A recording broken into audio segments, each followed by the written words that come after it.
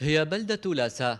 برودة ثلجها لم تخفي التوتر والغضب العارمين لدى أهلها الذين لفهم الحزن الكبير لفقدان اثنين من أبنائها، غسان ونجله هادي سيف الدين، اللذين قضيا على يد أنطوني خليل في وطن جوز.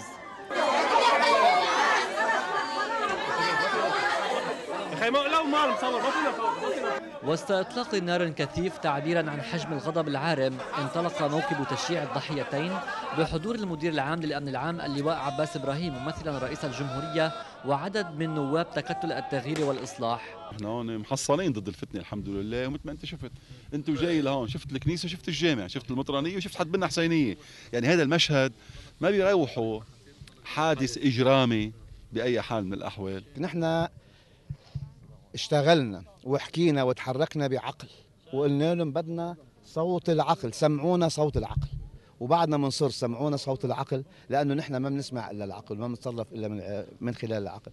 ونحن بنتحدى كل البشريه، كل انسان عنده احساس، عنده ضمير، انه يصير معه اللي صار معنا ويتصرف مثل ما تصرفنا. وبموازاة التشييع تواصلت المشاورات والاجتماعات بين الفاعليات وعائلة الجاني أنطوني خليل في بلدة حراجل، أثمرت بالمحصلة تسلم شعبة المعلومات المتهم بإشراف وزير الداخلية مروان شربل.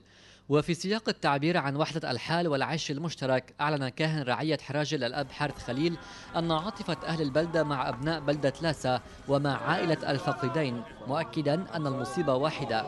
وأشار الأب خليل إلى أن بلدة حراجل تتفهم ردة الفعل التي صدرت عن أهالي بلدة لاسا في لحظة غضب.